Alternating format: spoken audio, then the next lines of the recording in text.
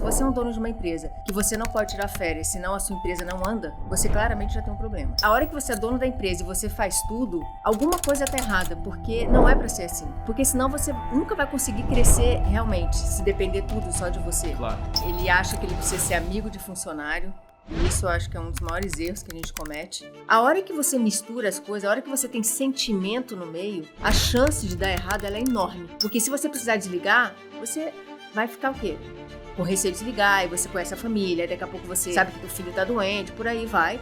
Então a hora que você vai reestruturar, você vai salvar os seus amigos. Não, desculpa, não é assim que funciona. Senão você vai afundar junto.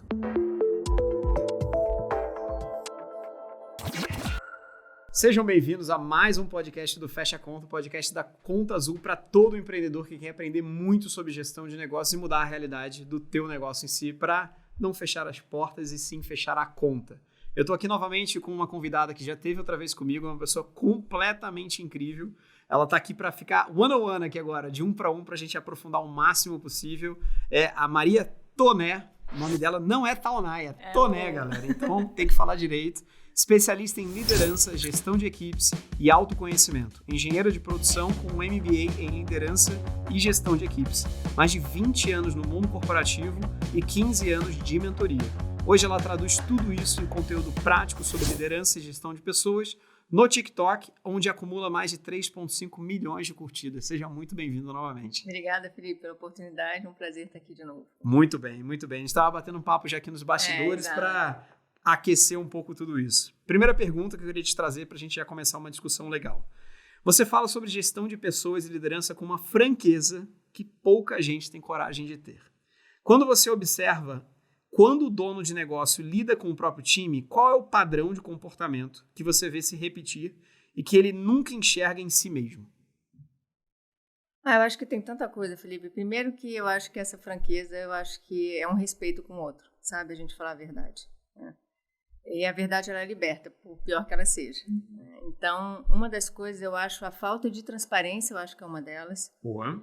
Eu acho que o gestor, ele acha que ele precisa ser amigo de funcionário, e isso eu acho que é um dos maiores erros que a gente comete. Né? Eu falo a gente porque quem nunca, sabe? Então, eu acho que tem muita insegurança ali do gestor de o outro fazer o que precisa ser feito, sabe? E a gestão nada mais é do que, sabe a palavra dói, de doer? Né? Eu diria que dói pacas. Se você lembrar dói pacas, você vai saber qual é a função do gestor, que é direcionar, orientar, influenciar e priorizar.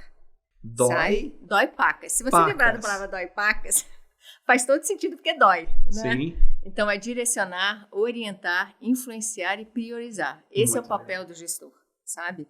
Então, se você é gestor e você está com essa dificuldade, a primeira coisa é se questione se você está direcionando, orientando, influenciando e priorizando, sabe? Porque a gente acaba confundindo muito o papel do gestor, sabe? Tem aquele gestor que quer ser da galera. Mas não tem arquétipos de gestores diferentes? Alguém que é um pouco mais durão, alguém que é um pouco mais suave? Tem. E não tem uma única fórmula, cara.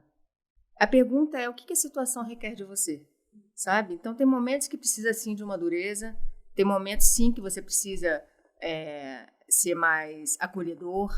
Então, a gente precisa lembrar, cara, que não existe só um único jeito de gerenciar. Muito pelo contrário. Isso é para funcionário também, tá? Não só o gestor, sabe? Não existe um único perfil. Os perfis, eles se complementam e depende muito da fase da empresa. Né? Eu faço uma analogia muito com uma babá, sabe? Quando você contrata uma babá porque você tem um filho pequeno, né, recém-nascido, ele cresce e a babá, você vai fazer o quê com a babá? Você vai continuar pagando salário, sendo que ela não tem mais utilidade? Sei que essa palavra parece ser muito dura, utilidade, mas você vai fazer o quê com ela? A não ser que ela vire sua cozinheira, ela vire, enfim, motorista da casa, seja lá o que for. Acontece na empresa também, sabe? Se você não estiver sempre se atualizando, se motivando, vai ter uma hora que você não vai ser mais útil ali, sabe? Então tem que tomar cuidado, porque dependendo da fase da empresa, o seu perfil super se encaixa. E outra fase, não. Isso não quer dizer que seja ruim. A babá, ela é ótima, ela vai continuar sendo uma ótima babá, mas nessa fase da empresa, ela não tem mais utilidade. O modelo do podcast hoje ele está orientado em quais são as âncoras que trazem e travam o seu crescimento quando você é um empreendedor. A primeira delas aqui é o dono não sai da operação. Ele está ali na operação batendo. Então, um cenário em si que eu queria te pintar para a gente ter um pouco de Claro. discussão. O dono responde a fornecedor, aprova orçamento de R$80, resolve briga entre colaboradores e ainda atende o cliente difícil. Tudo no mesmo dia. Ele trabalha 12 horas, a empresa fatura bem, mas nada avança. Quando tira uma semana de férias, o negócio quase para. Esse dono acha que está sendo dedicado, mas existe um momento em que dedicação e sabotagem do próprio negócio se torna a mesma coisa. Onde é esse ponto? E aí, trazendo um pouco dos meus 2 centavos aqui. Que momento é o momento do dono sair da operação e trazer um executivo ou uma executiva para tocar aquilo? E que momento é o ideal que ele esteja? Existe um momento nessa curva de maturidade entre as empresas que você tenha visto que seja o ideal para isso? Eu acho que depende da fase que você está. E eu acho que tem situações que você consegue evidenciar que a coisa precisa mudar de fase, vamos chamar assim, tá? Então, por exemplo, se você é um dono de uma empresa que você não pode tirar férias, senão a sua empresa não anda, você claramente já tem um problema. Uhum. Né? Se você é aquele cara que trabalha 15 horas por dia, você pode ser aquele workaholic, você gosta de trabalhar, mas tem um limite, porque o seu corpo, uma hora ele para. O que eu mais atendo é dono de empresa extremamente estafado. E funcionário tem gente que não está estafado? Achei que todo mundo eu concordo com você que hoje em dia está todo mundo estafado, vamos deixar isso claro. Mas é justamente a gente também tem que saber parar, sabe? Eu acho que isso é uma coisa fundamental. A hora que você é dono da empresa e você faz tudo, alguma coisa está errada, porque não é para ser assim, sabe? Porque senão você nunca vai conseguir crescer realmente, se depender tudo só de você. Claro. Então a primeira coisa não consigo tirar férias, senão a empresa para, tem um problema. Então, aí você para e se questione. Será que eu estou delegando? Será que eu estou sabendo desenvolver a minha equipe? Uhum. Então, estão vários lugares que você tem que parar e se questionar qual é o problema, sabe? Porque o tamanho da sua empresa, não tem como você não ter processos. Só você olhar uma multinacional, a quantidade de processos que tem é enorme. Ela não é uma multinacional à toa. Claro. A padaria do seu Zé não tem tanto processo assim. Se ele quiser continuar a padaria do seu Zé para sempre, pode ser. Mas se você quiser expandir, tem uma hora que não tem como você fazer tudo. Obviamente tem uma insegurança nossa do ser humano que a gente quer se sentir útil, a gente acha que a gente fazendo vai ser melhor. Enfim, aí são coisas de autoconhecimento, por isso que eu falo. Quando abrir a mão de você mesmo fazer? Porque hoje eu tenho alguns negócios e alguns deles eu olho e falo, caramba, eu faria melhor isso se eu estivesse ali executando pela pessoa. E alguns deles eu contratei executivos para estarem tocando. E a visão de executivo é muito diferente da visão do empreendedor na maioria das vezes, né? Porque o executivo ele está ali muito mais em causa própria na maioria das vezes, ele está olhando muito mais o dele, ele está olhando sim, e a forma de gerenciar é por quase feudo, né? De trazer o máximo de pessoas para baixo para ganhar relevância, acaba aumentando muito o custo das operações. Mas existe algum momento ideal de falar, nossa, o empreendedor não é o ideal para esse estágio, deixa eu trazer mais um executivo? Porque eu acho que isso é talvez uma das maiores dúvidas de quem está nos escutando. Se são pequenas e médias empresas, todas elas provavelmente têm o empreendedor ali dentro do negócio, batendo bumbo, atendendo, aprovando coisa e tentando fazer tudo, mas ele adoraria tirar férias, ele adoraria ter algo melhor, mas alguns não têm a margem, né, para trazer alguém, mas outros têm a margem e não querem trazer porque estão nessa indecisão ali do qual é o momento correto. Olha, Felipe, eu não sei te responder essa pergunta, cara, porque eu acho que é muito tentativa e erro, sabe? Eu não acho que tem um momento muito claro que a partir daqui você tem que contratar, sabe? Eu acho que é muito o momento que você está passando, o momento que a empresa está passando, qual é o objetivo que você tem para sua empresa, para você saber se é o momento certo de contratar ou não, sabe? Eu não acho de verdade que tenha um momento muito claro que a partir de agora sim eu preciso contratar, sabe? Depende se você só tem essa empresa, se você tem outra, se você tem como focar nisso, quando você comenta, eu claramente faria melhor, então por que a gente não para e ensina? Né? Porque a gente não tem tempo. Exato, total, sabe? Então eu acho que o empreendedor, ou seja o trabalhador que for, eu acho que a gente tem que olhar para dentro, sabe? E questionar coisas da gente mesmo. Mas é fácil olhar para dentro? Não é. É difícil pra caramba, cara. Porque você vai encontrar erros. Né? Não é para qualquer um. Terapia não é para qualquer um. Porque a gente descobre que o problema está na gente muitas vezes. Com certeza. Né? Então não é fácil. Sabe? Ainda mais se você é uma pessoa que você tem um ego lá em cima, que acontece muito, ainda mais em cargos muito altos, né? Você encontra muitas pessoas que têm um ego lá em cima, né? Que é aquele famoso pavão que eu falo, né? Então, essas pessoas sempre acabam colocando ou culpa em alguém, sempre o problema do outro, nunca dele. Mas o empreendedor não tem meio que ninguém em cima, né? Normalmente ele é o pavão, na maioria das vezes. Assim, hoje eu sou empreendedora, né? Eu não tenho perfil pavão, no caso, mas eu me sinto muito solitária. Assim, você ser empreendedora é difícil pra caramba, cara. Eu tenho um lado que eu tenho saudade do CLT. Eu falo isso, as pessoas, você só pode estar louca. Eu falei, eu tenho uma saudade do CLT, É você não tá confortável, entendendo. né? Tem um lado que é confortável, eu gosto de ter chefe, sabe? Eu gosto de ter alguém para trocar, sabe? Quando você é empreendedora, é muito sozinho, sabe? E assim, você toma todas as decisões, obviamente, problema zero em tomar decisão, mas às vezes você quer compartilhar, às vezes você quer ser orientado, sabe? E você que tem que orientar o tempo inteiro, Claro. sabe? Então, tem um lado que não é fácil ser empreendedora, assim. Né? Então, você tem que... Mas existem são outras habilidades, entendeu? Mas existem algumas formas de diminuir essa solidão, né? Porque Não, muitas das vezes que eu vejo o negócio da solidão assim, para mim toda pequena, média empresa tem problemas muito parecidos. Solidão do empreendedor é muito clara. Insegurança ali de tomada de decisão. Tem o primeiro deles, que é o financeiro. Acho que a gestão financeira da maioria das empresas ela não é tão robusta, na maior parte das vezes, então acaba sendo um grande problema. Até para todo mundo que está nos escutando, se vocês quiserem, a Conta Azul está liberando para vocês um teste gratuito da plataforma da Conta Azul, que te ajuda na gestão financeira do teu negócio. Você consegue emitir nota, cobrar cliente, gerenciar o caixa da sua empresa. Se você que está nos escutando, entra tanto no QR Code ou no link da descrição, que você vai ter acesso à plataforma de maneira gratuita. E é completamente incrível, eu uso em todos os meus negócios. Mas toda a parte de solidão, gestão financeira, terceira que eu sempre vejo muito, gestão de pessoas. Não tem muito processo, não sabe como contratar, não sabe como demitir, é muito difícil. E por último, e também é bem interessante, entra um lado de gestão de pessoas de governança também, né? Porque muitas das vezes as pessoas não têm acordo de acionista, ela não sabe se aconteceu alguma coisa, não sabe ter sócio, não sabe como tornar, não sabe criar os incentivos corretos ali dentro, seja de incentivo de longo prazo, seja de curto prazo, e por último acaba sendo a área comercial. E por incrível que pareça, grande parte dos empreendedores são muito bons no comercial. Eu vejo muito isso. E todo o restante eles negligenciam na maioria das vezes. Eu atendo muito dono de empresa, é exatamente isso. Eles são excelentes comercialmente, mas eles não olham... Eu falo toda gestão era super importante, senão ela não existiria, começa aí. Claro. Mas duas afundam o seu negócio, que é gestão financeira e gestão de pessoas. Perfeito. Porque você não vai ter empresa só você e pronto. Né? Até porque você tem que lidar com o fornecedor, você tem que lidar com, enfim, várias coisas. Então, sempre faz gestão de pessoas. Financeiro mais ainda, Felipe. Porque eu falo que a sua tomada de decisão ela tem que ser baseada em fatos, não em sentimentos. E os números são fatos. A Maria, eu odeio finanças. Gente, tem um momento que a gente senta numa cadeira que a gente não tem opção de odiar, entendeu? Você pode odiar, mas vai odiando mesmo, entendeu? Mas você precisa entender. E jamais delargue, não é nem delegar, porque você pode delegar alguém que faz o seu financeiro, mas todo mês alguém tem que apresentar finanças para você. É uma coisa assim fundamental, sabe?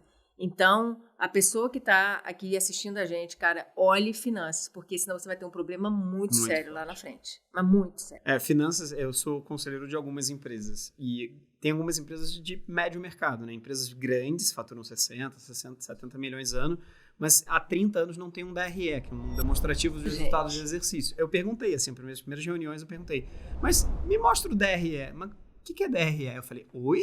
Você tem 70 milhões de faturamento, você tem, sei lá, 60 pessoas no time, tá há 30 anos fazendo essa mesma coisa. Como é que você não sabe DRE?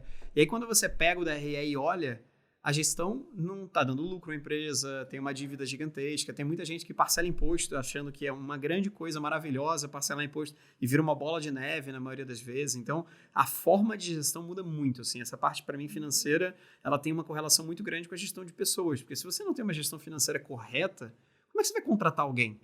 Você está colocando para dentro uma pessoa que você não sabe se cabe dentro do DRE ou não cabe, se você tem margem para contratar, se você tem os incentivos corretos. Então, acho que essa parte da âncora, a primeira delas que eu te perguntei é essa da operação, mas eu não sei se ela é uma principal âncora, porque o dono trava grande parte das vezes o negócio, mas muitas das vezes ele é a força motriz que acelera o negócio quando ele está ali dentro. É ruim ter um dono na operação, ter um dono operacional metendo a mão nas coisas? Felipe, eu acho que tem limite, cara. Eu faço uma analogia com futebol, apesar de não entender muito de futebol, vamos deixar claro, né? Nada de futebol, claro, mas ok, né? Eu acho que o gestor, ainda mais o dono, ele precisa estar sentado na arquibancada olhando o jogo lá de cima. Se ele descer para jogar, mas só se ele contratar um técnico, botar um técnico ali. Exato. ele perde a visão do todo. A hora que ele mesmo desce para jogar com a equipe, ele perde a visão do todo. Então, ele precisa necessariamente estar sentado ali em cima, olhando o todo para ver, cara, isso aqui não tá legal, vai ali, sabe? Mas e se o dono é o camisa 10, que faz muito gol, que consegue fazer muita coisa e que puxa o time? Olha, Felipe, eu acho muito difícil alguém ser fantástico em tudo, sabe? Eu acho que se der problema, ele desce, não tenha dúvida, é uma outra história, sabe? Mas ele não pode fazer o operacional diariamente, porque ele perde, ele não tem tempo para pensar estrategicamente o que é melhor, né? Para ver como que está atuando, colocar pessoas eficazes ali para fazer o trabalho que precisa ser feito. Claro. Porque a hora que você está sempre ali fazendo, você perde isso, sabe? Você fica travado, tem uma hora que você trava. Você não consegue, porque você é único. Segunda âncora que eu vou te trazer. Contratar por urgência e demitir por surpresa. Qual é o cenário?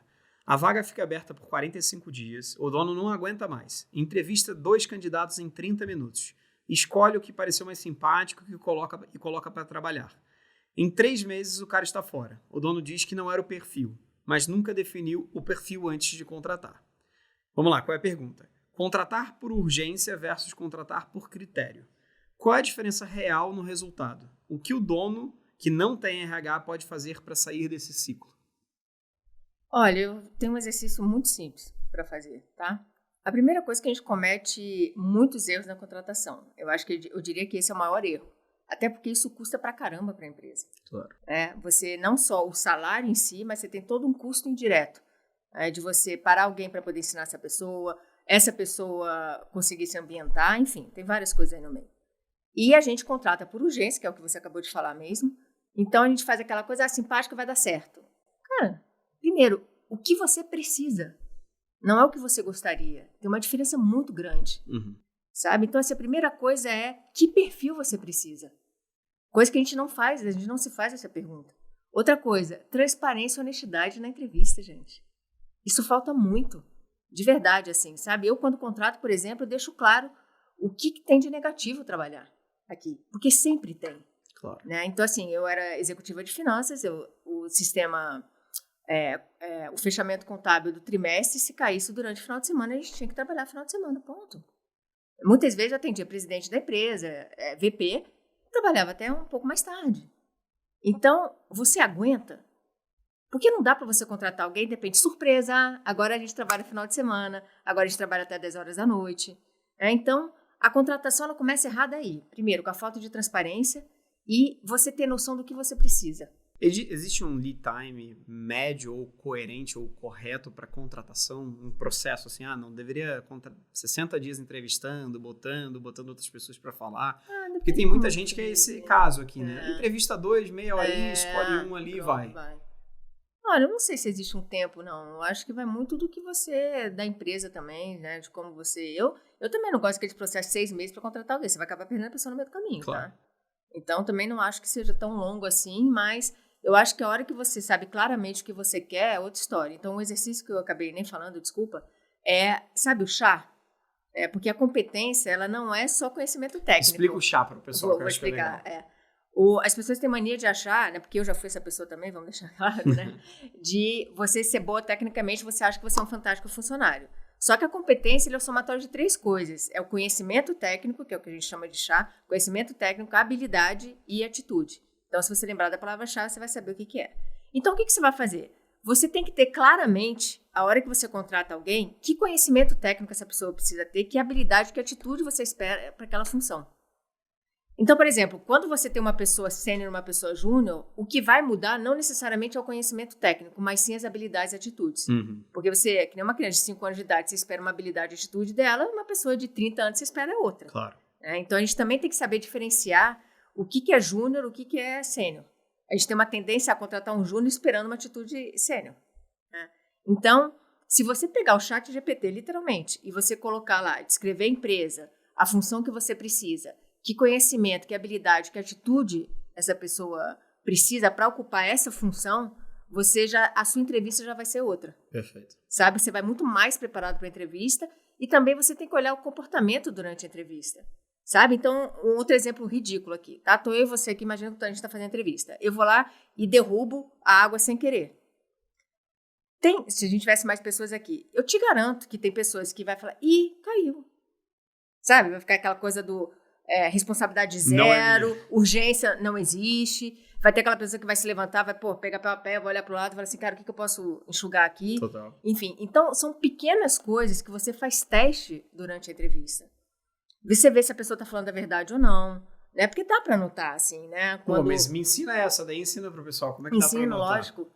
Você faz uma pergunta, obviamente todo mundo hoje em dia treina pra fazer entrevista, que é isso que acontece, e você começa a pedir exemplos. Né? Você começa a ver claramente, eu estava com o dono de uma empresa e falou assim, Maria, eu queria que você entrevistasse o gerente geral que eu quero contratar para a empresa, entrevista. Eu falei, lógico. Claro. Currículo fantástico, Felipe. Assim, cara, os 3 MBAs, pós, sei lá o que, das quantas e tal. Aí, falando que ele era ótimo em gestão de pessoas e tal, eu comecei a fazer perguntas, assim, básicas. Aí você vê que a pessoa começa a gaguejar um pouco. Uhum.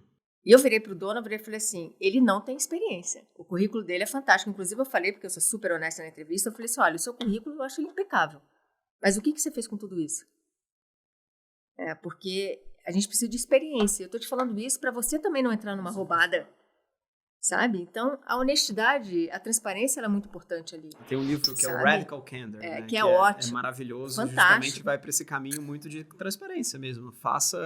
Abra todos os problemas e entenda que o interlocutor ele não vai entender tudo. Então é super importante você ter uma clareza super aí bem. Eu não sei se foi o Jeff Bezos que falou essa frase ou o Elon Musk, mas uma coisa que ele fazia muito em entrevista, pelo que eu lembro, é um dos dois, eu não sei, ele perguntava de maneira detalhada o que a pessoa efetivamente fez. Porque a pessoa que fez de verdade, ela sabe os mínimos detalhes de como foi feito. E ela responde de forma diferente. E ela responde de maneira diferente. A pessoa que não fez...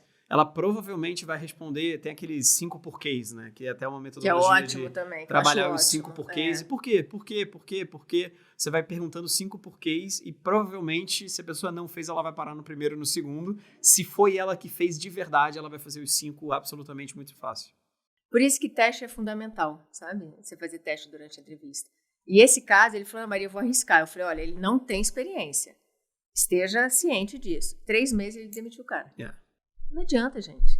Você gosta tem um amigo meu que ele é um empreendedor por natureza, assim. Ele nunca foi executivo, mas é um dos empreendedores mais aguerridos, assim. Ele realmente executa muito e tem um perfil muito agressivo até em determinadas coisas. E ele estava tendo muita dificuldade em contratar pessoas sêniors, porque ele tentava trazer os executivos sêniors para estarem junto com ele e ele desce a lenha de verdade, assim. Se a pessoa não está 4 horas da manhã, mandou mensagem, ele não respondeu, ele vai descer a lenha na pessoa. E tá meio que pré-combinado, mas na maior parte das vezes ele estava, entre aspas, se queimando no mercado porque ele tem um perfil muito mais agressivo do que a média das pessoas. E uma pessoa disse uma coisa para ele, eu até replico no meu dia a dia, ele falou assim, se você quer saber se a pessoa é certa para dentro da operação e para dentro do que faz, dê coisas para ela fazer antes de contratar ela. Porque eu vou te dar esse projeto aqui, eu te pago como um consultor. Execute da onde você está mesmo, 10 dias, 15 dias, tente tirar esse negócio do papel. Muita gente passou a nem fazer, porque a pessoa não vai executar e ela não tem, não, mas cadê meu time e tudo mais? Não. Eu estou te pedindo para executar uma coisa e ele marcava e tentava fazer os pontos antes mesmo de contratar, como se fosse um side job para a pessoa, né? Um trabalho meio que secundário ali para a pessoa, e muitas das pessoas não tinham o nível de vontade e comprometimento para executar. Então ele falou, cara, eu comecei a fazer isso, eu comecei a não contratar um monte de gente, porque ele contratava e demitia em 2, 3 meses, contratava e demitia em 2, 3 meses. Ele quase como falou assim, não, deixa a pessoa trabalhar para mim antes de eu contratar efetivamente ela, e reduziu muito. Você acredita nesse modelo? Acho super válido. Super válido. Tem alguma dica pra turma? Assim, mas a gente não ensina a pessoa a ter comprometimento e vontade, cara, Sim. Felipe. A mesma coisa pra caráter. Mas isso testa a atitude, né? Atitude, mas total. A questão do conhecimento e da habilidade não testa tanto. Tem como testar conhecimento e habilidade? Tem, porque habilidade, você precisa ter habilidade para você conseguir fazer aquilo, para você ter atitude, sabe? Você precisa da habilidade para você conseguir fazer. Entendi, vai ter então, de qualquer habilidade forma. de organização, habilidade de síntese, habilidade de como você vai apresentar, sabe? Então, assim, sempre tem como, sabe? Claro. Não é só conhecimento. Você falou o ponto dessa alta rotatividade, né? Uma pessoa que contratou e 3 meses depois ela não estava. Indo na pergunta de alta rotatividade. Quando o time não para, o dono culpa o salário, a geração, o mercado. Qual que é a causa raiz que ele deveria estar olhando ali de verdade? Primeiro por que as pessoas estão saindo. E eu falo que, ainda mais se você é empreendedor, cara, perca tempo com quem está saindo da sua empresa para você entender o porquê. Uhum. Isso é uma das coisas mais importantes que tem. Não, o cara já saiu, dane-se. Não é dane-se. Pelo contrário. Gaste tempo com isso. Entrevista sabe? de desligamento. Exatamente. Que é fundamental para você saber por que as pessoas estão saindo. Pode ser por sua causa, vamos deixar claro, ou pode ser também por causa de um gestor. Sabe? Eu já desliguei, eu lembro que eu era gerente de segunda linha, eu já desliguei essa gerente, porque ela estava criando um ambiente de competitividade enorme, a equipe estava virando outra, a produtividade caiu e eu desliguei ela. Ambiente de competitividade no sentido de ela estava criando competição e não era positivo, as pessoas não seguiam? Não, Felipe, eu acho que isso é uma estratégia, na minha visão, um pouco inteligente. Né? No começo parece ser a coisa mais inteligente do mundo, porque todo mundo quer ganhar, então todo mundo faz o seu melhor para poder ganhar, mas isso não é sustentável. Perfeito. Sabe? Por que não é sustentável? Primeiro, você começa a esconder uma coisa do outro, você não tem aquela coisa de trabalhar em equipe, dado que você está ali competindo. Então, a produtividade ela é outra na equipe. Pega uma equipe que todo mundo está ali, que trabalha em equipe de verdade. Você vê que a produtividade é outra, o clima é outro. A competitividade gera um clima muito ruim na equipe. As pessoas começam a esconder as coisas. Eu não acho isso nem um Existem pouco... culturas empresariais, até algumas bem específicas brasileiras, que têm um lado de competitividade muito grande. E elas performam muito bem em algumas vezes. O que você acha que tem correlação com isso? Assim, já nasce correto dessa Felipe, maneira? Eu acho que você tem que escolher as pessoas certas para esse ambiente extremamente competitivo. A pessoa ser muito competitiva. Mas isso não é nem um pouco saudável. Você vê pessoas extremamente estressadas ali, pessoas que não conseguem falar a verdade, que não têm segurança psicológica nenhuma. Sabe, num ambiente desse. A gente pode citar várias empresas, que não é o caso que eu não vou citar, mas a gente conhece. Né? E você vê as pessoas extremamente estressadas ali, acha que um vai dar perna no outro o tempo todo. Que dia que foi? Acho que foi semana passada, conversando com uma pessoa que ele falou, foi trabalhar numa empresa X. Ele falou, Maria, eu ia atender um cliente, o cara furou os 4 pneus do meu carro e ele foi no meu lugar. Foi esse nível o negócio. Eu falei, gente, que isso? Aí beira psicopatia. Falta de caráter, enfim, tem N coisa aí, mas tô falando, tem ambientes que são assim. Sim. Né? Então vale você parar e analisar e falar, cara, é isso que eu quero pra mim? Perfeito. Pode ser que você que seja o cara mais competitivo do mundo, que, como eu já atendi pessoas, falou, Maria, o que importa é eu ganhar dinheiro aqui. Eu falei, então tá bom. Então era o chefe xingando ela e ela aceitando aquilo, porque pra ela a coisa mais importante é o dinheiro. Por isso que é importante você, inclusive na entrevista, saber o que é negociável pro outro. Sabe? Mas eu vou te contar um caso próprio. Eu entrei dentro de uma empresa e eu falei claramente para essa empresa as 3 coisas que eu não topava. São 3 coisas que eu vou até replicar para vocês. A primeira delas eu não sou uma pessoa relacional. O que é não ser uma pessoa relacional? Eu não vou fazer nada que não convenha simplesmente para te agradar. Então, basicamente, eu setei a barra de eu não vou ser uma pessoa que vai ficar simplesmente tentando te agradar. Ponto 2. Eu trabalho como um camelo. E, basicamente, eu vou tentar trabalhar muito e as pessoas que estão do meu lado podem querer acompanhar ou não querer acompanhar toda essa parte de execução. E ponto 3 eu não gosto do envolvimento com determinado parte política do Brasil. E se eu pegar esse envolvimento com a parte política do Brasil, eu não topo continuar. E eu falei esses 3 pontos, claramente, assim, sem muito tirar nem pôr dentro desse lado. E mesmo assim, eu tive problema do ponto de vista da empresa em si, porque em um dos pontos eles acabaram indo para um lado que eu tinha falado que não e acabou que a relação deu uma esfriada muito grande dentro desse lado, na sociedade em si. Por que você acha que as pessoas não acreditaram? Assim? Porque eu fui super claro, assim, eu tenho um nível de transparência até grande dentro desse lado. Tem uma dificuldade de interlocução também, de entendimento, né? Porque a perspectiva brasileira também, eles não acreditam que é bem, não deve ser bem assim e tudo mais. A gente dá um jeitinho, ele vai mudar quando entrar aqui. É que nem relacionamento, sabe? Quando você vê coisas claramente, tem sinais na sua frente, você fala assim, não, comigo vai ser diferente, Sim. Sabe? Eu acho que isso ocorre do ser humano mesmo. Eu acho que as pessoas também têm muita, muita dificuldade de falar a verdade. Perfeito. Né? E, inclusive, se assustam com pessoas que falam muita verdade. Você sabe? É uma pessoa que é considerada meio muito direta e fala super verdade, etc. Você já teve problema nisso Nossa, na sua carreira? Mas várias vezes, não foi só uma não, trocentas vezes eu tive, cara. Mas assim, trocentas vezes. Você acha que é mais fácil falar a verdade no mundo do empreendedorismo ou é mais fácil falar a verdade no mundo executivo? Felipe, sendo bem honesta, é muito mais fácil não falar a verdade, cara. Porque são as poucas pessoas que estão que valorizam preparadas para escutar a verdade. Se a gente estivesse na Alemanha, talvez facilitaria. Pode até ser, entende? Mas assim, o caminho mais fácil é de não falar a verdade. Essa é a verdade mesmo, sabe? Então, eu sempre fui muito transparente. Obviamente, mudei muito ao longo da minha carreira, claro, assim, como gestora. Mas eu, toda vez que eu entrava numa equipe ou alguém entrava na minha equipe, eu respondia 3 perguntas. Primeiro, como quer trabalhar comigo, Maria? O que eu espero de vocês e o que pode esperar da minha gestão? Então, assim, o que é combinado não sai caro. Perfeito. Sabe? Então, os seus 3 inegociáveis, para mim, não minta para mim. A gente erra sem querer, mas a gente jamais mente sem querer. Uhum.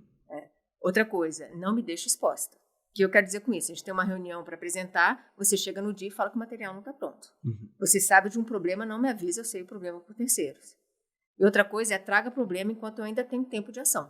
O sistema financeiro fechava meia-noite, não adianta me trazer problema meia-noite 3. Claro. Sabe? Então, eu falava, tudo é negociável, exceto essas 3 coisas. Se acontecer qualquer dessas 3 coisas, a gente vai ter problema. Aí eu falava o que eu esperava deles, eu deixava claro também o que esperava da minha gestão, mas enfim, eu acho que a clareza e a transparência, eu acho que, cara, isso traz engajamento, traz segurança psicológica. Perfeito. Sabe? Então, assim, jamais fale uma coisa e faça outra. Você quer perder credibilidade como dono de empresa, como gestor, como pessoa, é você falar uma coisa e fazer outra. Sabe? Mas não acho que está todo mundo preparado para isso, Felipe. Tanto é que você vê nas minhas redes sociais, bom, as pessoas ficam horrorizadas. Né? Mas o que você fala de tão horroroso? Não sei, Felipe, eu queria saber também. Porque às vezes eu acho que eu tô sendo fofa, a pessoa acha que eu tô espancando ela, entendeu? Porque eu falei a verdade, sabe? Sim. Tipo, eu não sei também, eu acho que tem muito da criação, né? Assim, meu pai é um cara que era super direto, objetivo, assim, aquela coisa meio, sabe, choque de realidade. Uhum. Então, eu acho que eu também tô acostumada, sei lá, enfim, eu acredito nisso, eu acho que isso, a verdade, ela liberta, então eu tenho horror que alguém comece a dar 20 voltas no quarteirão para falar comigo, pô, fala direto. Não precisa ser grosseiro, né? Porque as pessoas confundem muito isso. Falar a verdade é ser grosseiro, é ser arrogante. Cara, vamos no dicionário saber o que é arrogante primeiro, sabe? Perfeito. Então, mas eu acho que as pessoas têm muita dificuldade, porque eu acho que a gente é criado para agradar o outro. Mas uma dúvida, tá? A verdade é muito sobre perspectiva, né? Eu posso ter uma verdade, você pode ter uma verdade sobre o mesmo assunto. Sim. Ali dentro. Se você fala sempre... Eu sofro muito parecido contigo, tá? Porque eu sempre sou muito transparente e muito direto e algumas das vezes sou considerado muito direto, arrogante, etc. Quando eu dou aula, o pessoal fala que eu sou a pessoa que bate do bem, assim, porque eu realmente falo a verdade do que eu acredito. Só que de uns anos pra cá eu tenho até feito...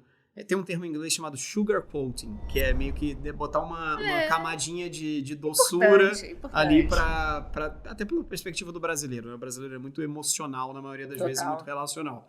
Eu tenho colocado isso e tem facilitado todo esse processo, mas a dúvida para ti é, a verdade ela é sempre sobre perspectiva, é a sua verdade, não necessariamente pode ser a verdade do outro. De que forma você lida com isso? Até do ponto de vista de gestão, o dono de negócio ele tem a verdade própria dele, na maioria das vezes ele tenta imprimir a verdade dele para legião de pessoas que estão com ele. Eu acho a primeira coisa, Felipe, nessas horas, a gente saber qual é o nosso lugar. O que eu quero dizer com isso, tá? Eu vou dar um exemplo que eu sempre dou da faxineira, claro. Tá bom? Você contrata uma faxineira na sua casa. Ela usa água sanitária e você não gosta de água sanitária por causa do cheiro, porque você tem cachorro, enfim, seja o motivo que for. Tá?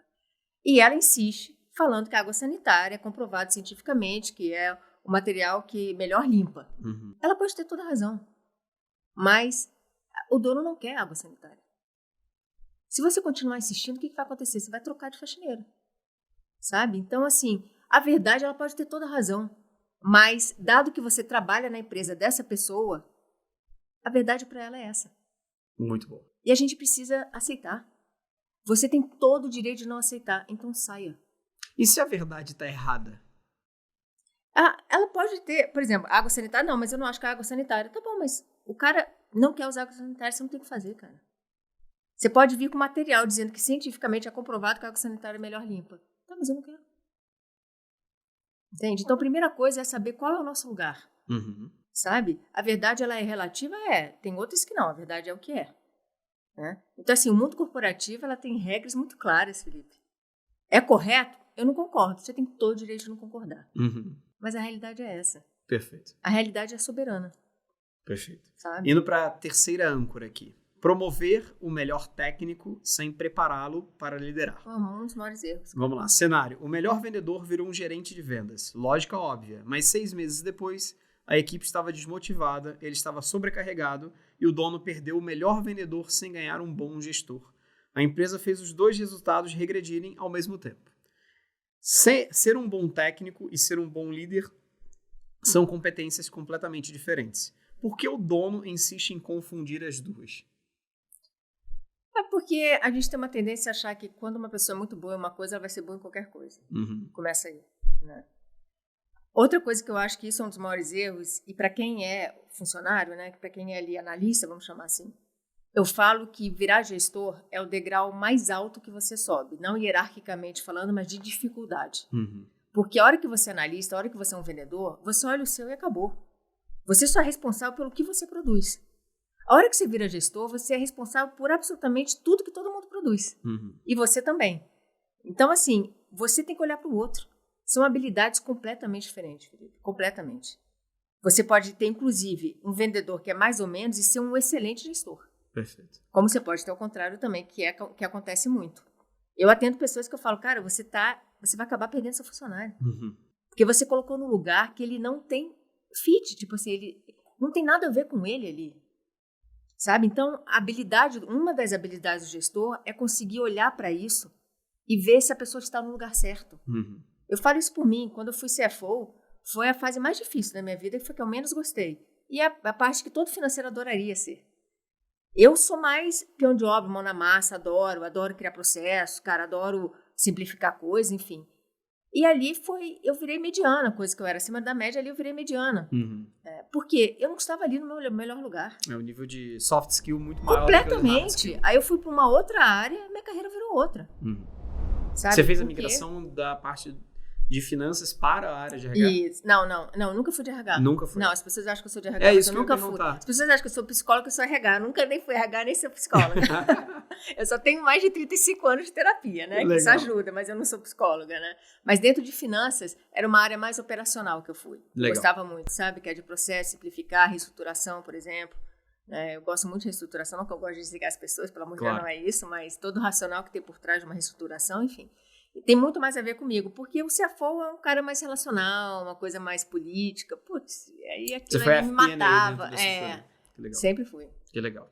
Isso era uma coisa que eu ia te perguntar, assim, quando a gente pega 2 curvas, são quase cruzando, né? Quando você é no início da sua carreira, você provavelmente tem o hard skill, que são competências técnicas muito mais desenvolvidas, e você tem o soft skill, que são competências de gerenciamento, relacionais, menos desenvolvidas. Com o tempo, essa curva, ela cruza. O soft skill acaba sendo muito mais relevante e o hard skill menos relevante.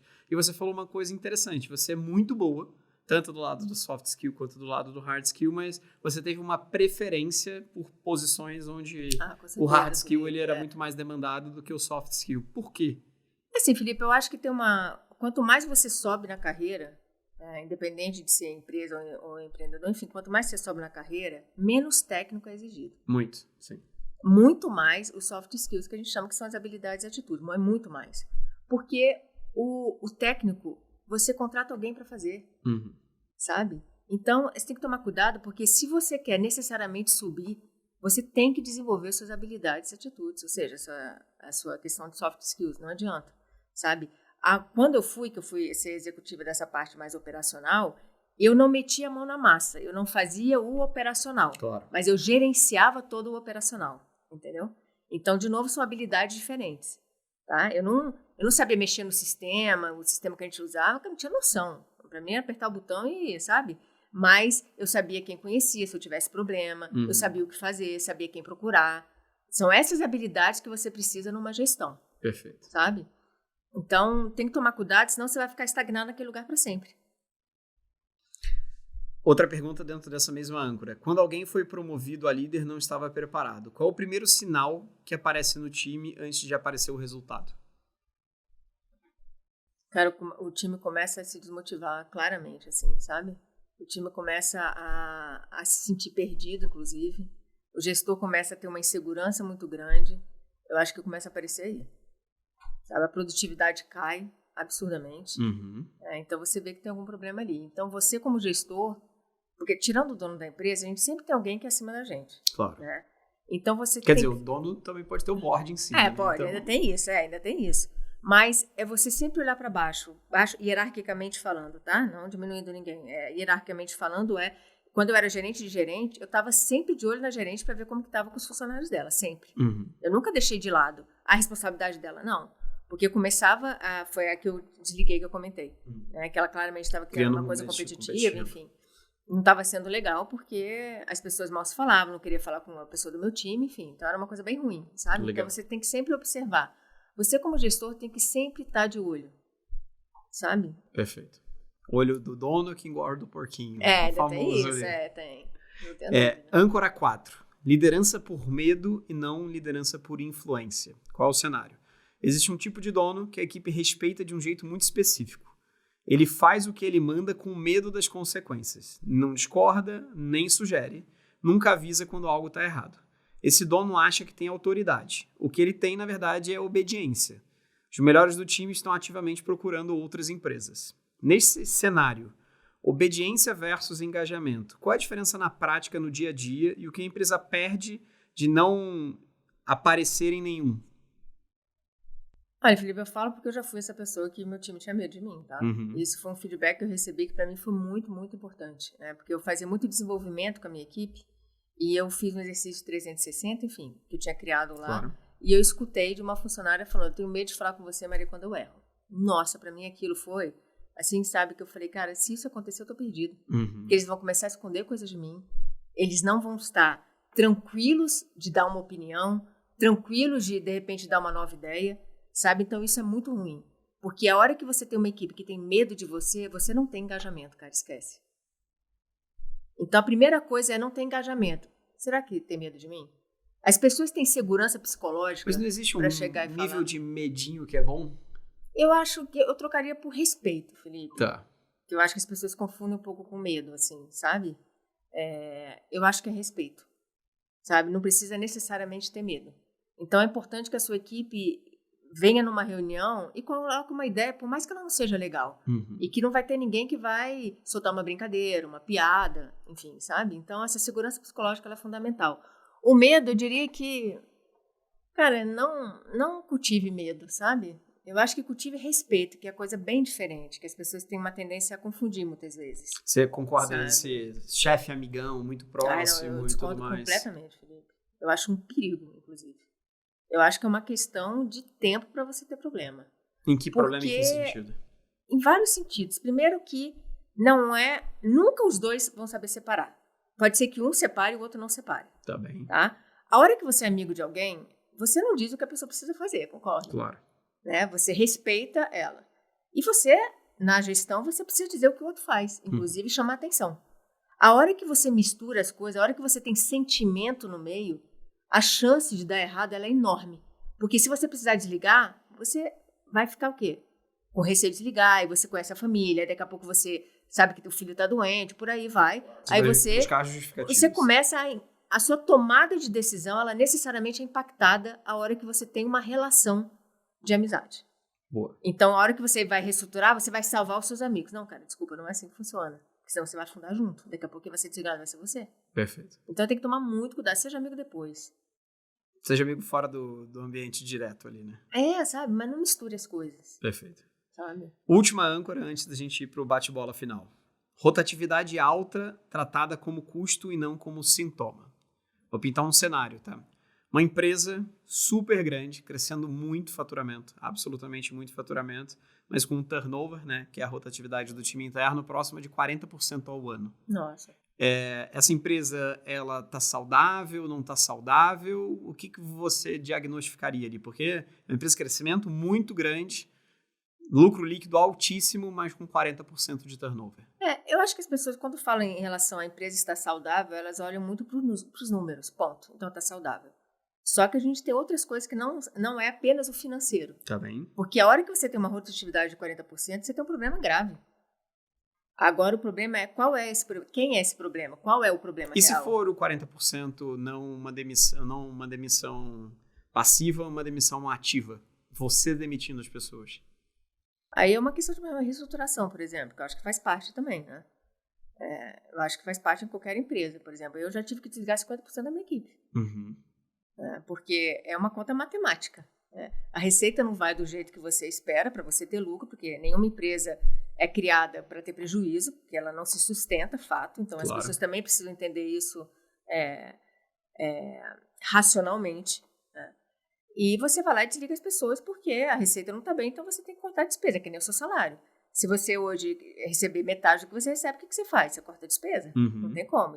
E o salário normalmente é um dos mais altos, depende da empresa, lógico, né? Mas a folha de pagamento, normalmente, ela é alta, sabe? Então, eu acho que o saudável são várias variáveis, não é só o financeiro. Perfeito. Mas quando você tem 40% de turnover, fato que isso aqui não tem nada de saudável.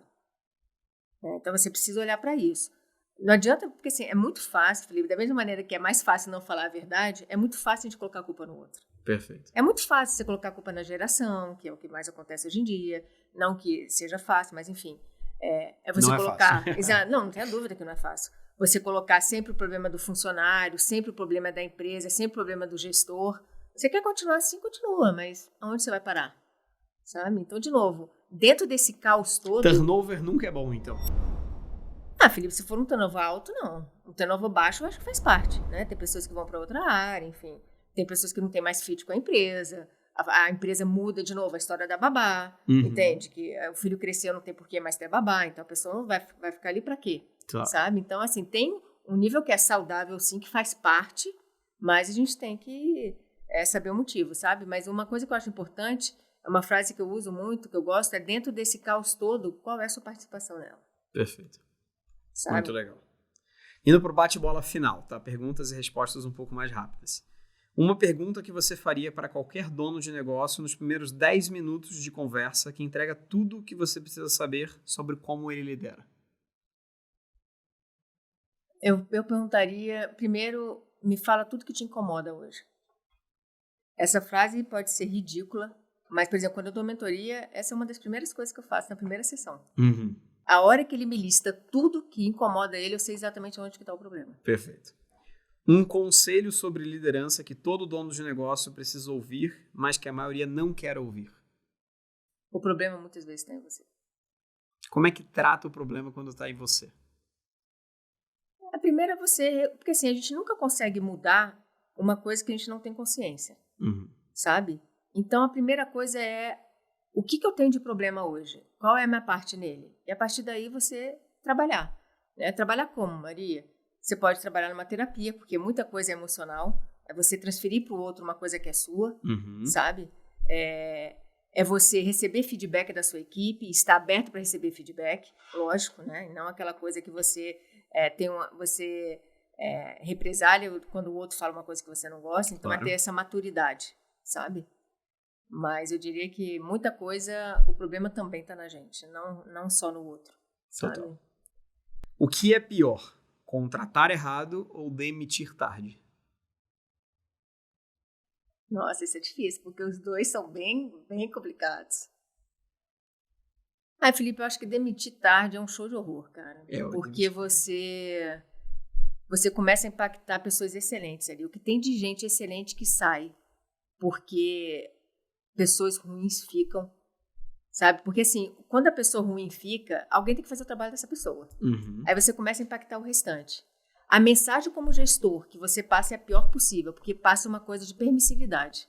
Você não toma ação. Então, o cara que é muito bom vai falar, cara, mas por que vamos esforçar pra caramba, sendo que esse cara que é péssimo, nada acontece com ele? Perfeito. Sabe? Então, eu acho que é demitir tarde. Contratar também é um horror, Felipe, eu não sei. Eu acho que as duas coisas. Se eu pudesse escolher, eu acho que o demitir tarde é pior.